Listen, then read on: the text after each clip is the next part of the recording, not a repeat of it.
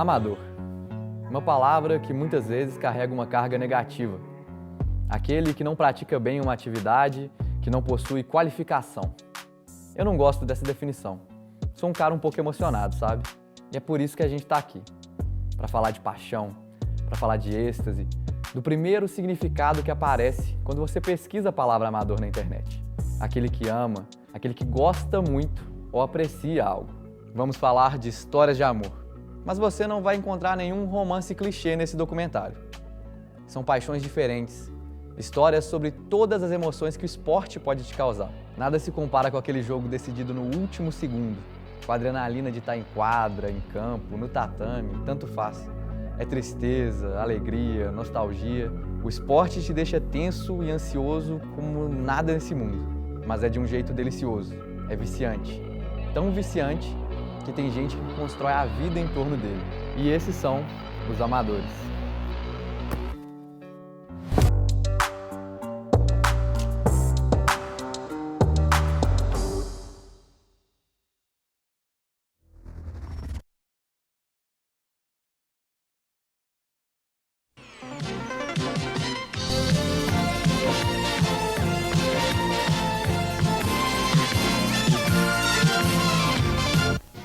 E aí, olá, muito boa tarde, ritmo quente. E conversou até com cavalo paraguaio. ¿Será que tá? ¿Cavalo paraguaio ou não? ¿Qué tienes a hablar? Não habla nada. O esporte entrou na minha vida. Eu, quando era jovem, criança, em São João del Rei, eu sempre praticava muito esporte, mas sempre aquela coisa amadora mesmo, pelo amor. Jogar bola, joguei handball muitos anos, fui goleira, e aquela futebol na rua, enfim. Mas não passava disso. Depois o esporte entra na minha vida como profissão e como jornalista, né, Pedro? Ele entra obrigatório. Eu era repórter do Jornal Nacional e veio uma jornalista, uma grande jornalista, que é a Olga Curado. Ela veio fazer uma grande reforma aqui na Globo Minas. Ela me colocou, ela só me chamou um dia, era uma segunda-feira, para quinta eu já estrear no esporte, no estúdio, e eu fui obrigada. Ela só chegou para mim e falou, olha, a partir de quinta-feira é você que vai apresentar o Globo Esporte. Eu lembro que eu assustei muito, e eu gosto sempre de contar essa história, porque eu falei, Olga, eu nunca entrei no estúdio, eu nunca apresentei, nunca fiz com o esporte. E ela me falou essa frase, eu não sabia andar até dar os primeiros passos. E eu fui saindo da porta assim, voltei e falei, Olga, e se der errado? Ela só abaixou o óculos e olhou para mim e falou assim, rua, minha filha, rua. Eu aprendi em 2 minutos, meu filho. Então, o esporte entra na minha vida assim. E realmente minha carreira deu uma virada. Eu adorei, porque aí eu me especializei em contar histórias, que é o que eu mais sei fazer, o que eu mais gosto, que é ouvir as pessoas. Então, eu não me especializei em ser comentarista e ficar, olha, o cara está ali, está impedido, aquela posição ali, não é? Vocês podem reparar. As minhas matérias, quando eu começo lá atrás, há 34 anos que eu tenho de formada, vou fazer 35 anos, fazer matérias de comportamento. Então, eu sempre gostei de andar na arquibancada do jogo que estava rolando e descobrir histórias, família, jogador, bastidor, o que estava rolando fora, numa época que não se fazia muito isso, ou não se fazia nada disso. E aí que a coisa tá feia pro lado do coelho, viu? Acreditem vocês, a próxima partida é sexta-feira, jogo em casa, vencer é fundamental. E um surto de gripe tá derrubando todo mundo no América, jogadores e até o técnico. Vai me desculpar, viu, Toledinho? Tem outro jeito não. A bruxa... a bruxa tá solta pro lado dele. Saiu uns 2 anos depois, veio a Nereide Beirão e me chamou, olha, você quer voltar para o Jornal Nacional? Eu soube que você foi meu. Eu falei, não, pelo amor de Deus, me deixa no esporte, porque foi onde minha carreira mudou, minha vida mudou e até hoje eu sou extremamente grata, não só à Olga e ao esporte. Sou muito feliz de ter construído essa carreira com o esporte.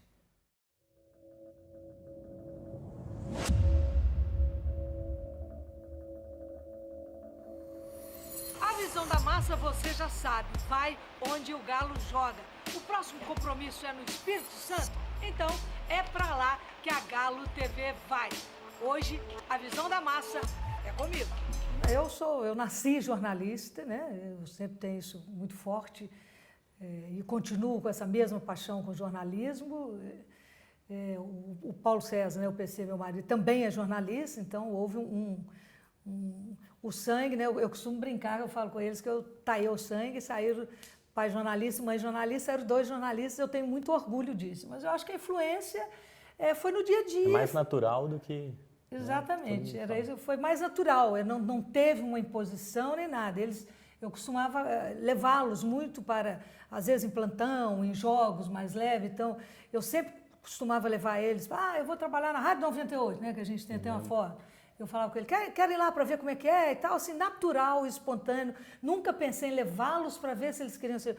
Eu queria levá-los para que eles vissem como eu e o pai éramos felizes na nossa profissão e conhecer o ambiente do nosso trabalho. O intuito sempre foi esse. Todo mundo até duvida, assim, né? Acha que ela me obrigou a fazer jornalismo ou pediu eu e minha irmã para fazermos jornalismo, mas a verdade é que não. Ou né? induziu. Nunca falou, uma vez na vida, minha mãe nunca falou assim, faça jornalismo, dê continuidade pro meu trabalho ou coisa do tipo, né? Nunca falou nada disso, nunca me pediu para fazer, nunca me obrigou, mas foi uma herança meio que natural, né? Oi, meu nome é Mariana, tenho 10 anos. Meu nome é Pedro e tenho 8 anos. A nossa dica de férias é visitar a Gruta da Lapinha. A sensação que dá em alguns momentos é meio louca, assim. Parece que a gente está realmente complementando um trabalho dos meus pais e sem ser de forma esperada, né? Não, sem ser de forma esperada. Planejado, né? Planejada. Como toda criança, cara, não tem jeito. A gente é apaixonado com esporte, com futebol, né? Então eu sempre gostei de frequentar estádio, de jogar bola, de brincar, enfim. O esporte eu sempre fui muito apaixonado como lazer, como curtição mesmo, né? E acho que como toda criança, não é diferente por você ser filho de jornalista. Mas como eu era filho de jornalista, tinha essa questão de você ter acessos que outras pessoas não têm, né? Outras crianças não têm. Então, de ir na beira do gramado. Então, eu achava isso o máximo. Entrar com o jogador, a gente sempre entrava. Então, era uma sensação muito boa, assim, mas igual eu te falei, como toda criança, sabe? Era paixão, às vezes, pelo time, pelo futebol. E eu gostava de estar ali naquele ambiente, de ver a torcida. Era uma paixão resumida a isso, né? E é curioso hoje, quando eu vou trabalhar, eu confesso para você que eu ainda não acostumei. A sensação de que eu ainda não acostumei, que aquilo é meu lugar de trabalho, sabe? Às vezes eu tô num jogo ali na tribuna de imprensa ou na beira do gramado e eu ainda olho mais para a arquibancada que pro jogo também. Eu ainda me lembro um pouco o Pedro de criança, assim, de gostar do ambiente, sabe? De não ver aquilo como um escritório. Então é muito legal, eu me sinto muito realizado quando eu posso contar a história de um torcedor, igual quando eu posso fazer um VT, né, uma reportagem com algum torcedor, com alguma família que às vezes eu vejo a minha ali, ou que eu vejo a família dos meus amigos naquele personagem da matéria, né? É uma sensação muito gratificante mesmo, assim, é muito doido. Passa um filme na cabeça, igual eu te falei, às vezes a gente vai entrevistar alguém e a pessoa fica feliz, né? Aí você fala, poxa, é tão legal que eu via tanto minha mãe fazer isso. Ei, Hulk, boa tarde, Pedro Spinelli da Globo. Hulk, se o Atlético vencer nesta quinta, ele pode bater o recorde de invencibilidade na Libertadores, pode até valer a liderança do grupo, dependendo do resultado de hoje. Enfim, mais uma vitória no Mineirão.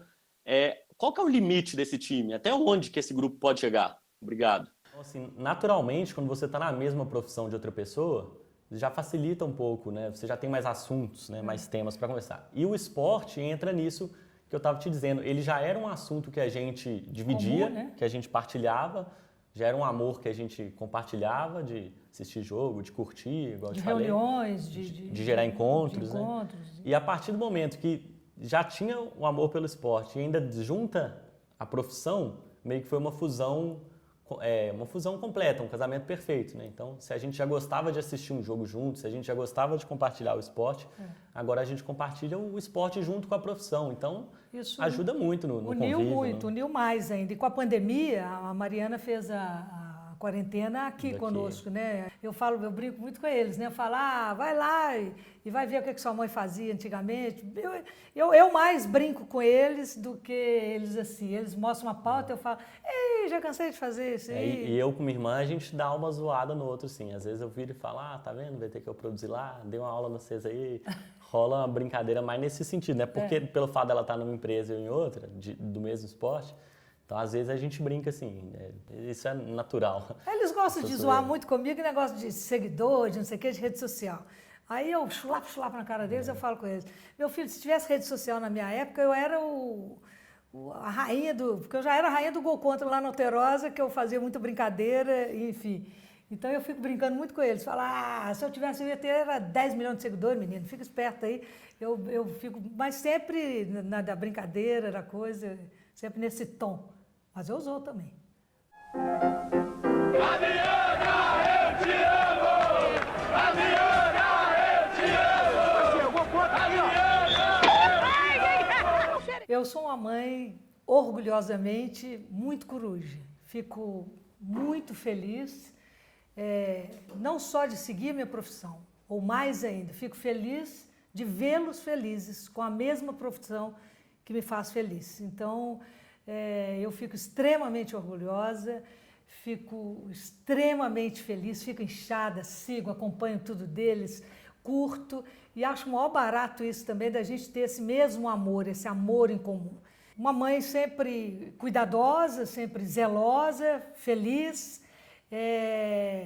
E também, não posso deixar de, no caso da Mariana, por ser mulher, fico mais orgulhosa ainda por vê-la numa luta que eu comecei lá atrás, né, que é a luta do futebol feminino, das mulheres jornalistas.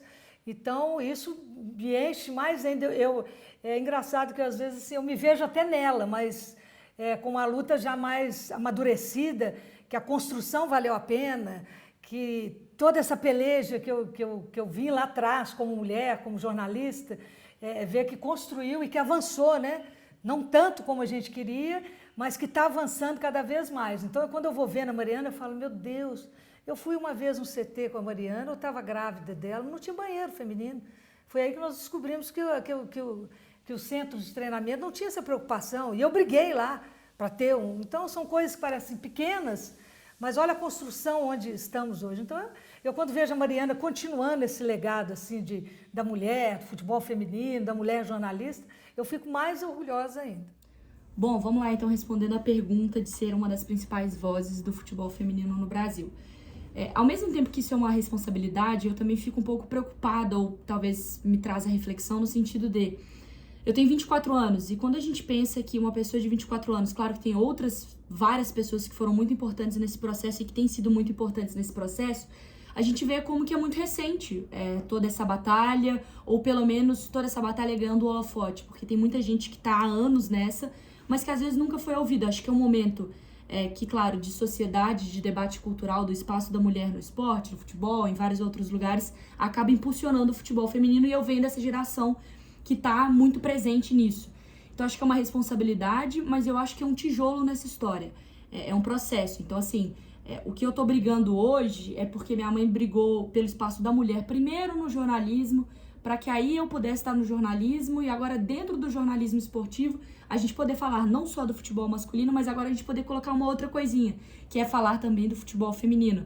A gente trabalha aqui, mas a gente ama o quê? Né? A gente vira jornalista esportivo porque a gente ama um time, a gente ama o esporte, a gente ama o futebol. Então, futebol pra mim é família, futebol pra mim é BH, futebol pra mim é Praça 7, futebol pra mim é Mineirão, futebol pra mim é meu irmão, meu pai, minha mãe, meu vô, meu tio que faleceu, que, poxa vida, queria tanto ter vivido isso. Minha melhor amiga, que minha primeira conversa com ela foi ela falando sobre uma meia do Galo, que também faleceu. Então é isso, é história de vida, Bruno. Acho que é isso que representa. Um momento histórico que eu vivi, claramente, foi a ida pro Camp Nou agora, nas quartas de final da Champions League feminina, Barcelona e Real Madrid. O Barcelona, que era o atual campeão da Champions, né, acabou perdendo nessa edição pro Lyon, mas fez as quartas de final contra o Real, então assim, já é um clássico. Era um clássico naquele contexto de um Barcelona atual campeão da Champions, uma torcida super empolgada, que tem a melhor jogadora do mundo, que é a Alexia Putellas, em uma Champions League. Então, todos os contextos favoreciam, assim. E aí, o Camp Nou tinha 91.553 pessoas. Naquele momento, foi o maior público da história de clubes, de público pagante, porque no jogo seguinte, contra o Wolfsburg, na semi, elas acabaram quebrando o recorde de novo. Então, assim, pra mim foi um momento de realização de Mariana profissional, de Mariana pessoa. Eu não fui a trabalho, Mas é óbvio que a gente filma, a gente grava, a gente leva informação. Eu acabei fazendo vídeos também, divulgando e falando sobre o jogo, sobre a experiência. Mas foi um momento de realização profissional, porque é aquela coisa que você olha e fala, poxa, existe uma transmissão, existem pessoas que consomem, existe um futebol feminino, existem pessoas que estão ali cobrindo, existem mulheres que estão jogando. E a Mariana pessoa, assim, do lado pessoal, foi uma coisa de você olhar para um Camp Nou, que é muito grande, e você vê que não é só você, tem 91.553 pessoas só naquele estádio que também estavam esperando por um momento desse, sabe? Muita criança, muita menina nova, com as nomes das jogadoras na camisa, Map, Alexia, Aitana, todas elas vestidas a caráter, assim, não são nomes do futebol masculino, sabe? Vi muito pai com filha, mãe com filha.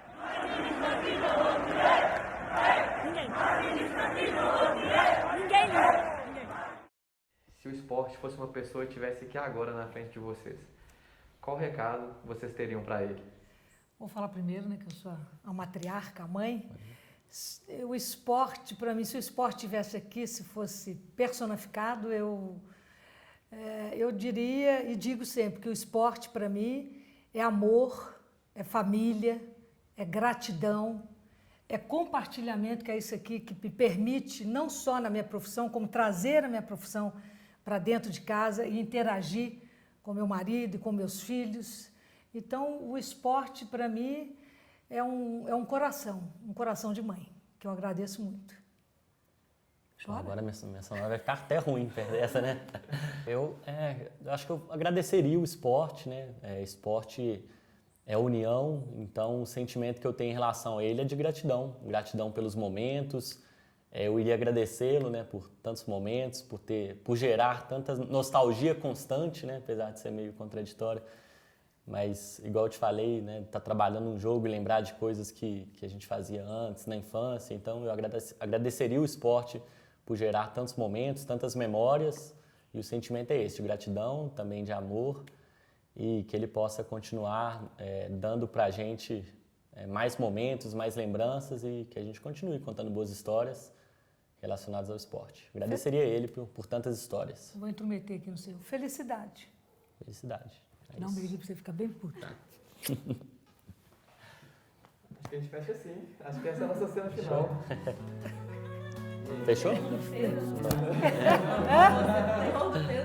Foi, o terror do Pedro, ele vai ficar com ódio, mas vocês podem fechar. Não, manchetou bem pro final.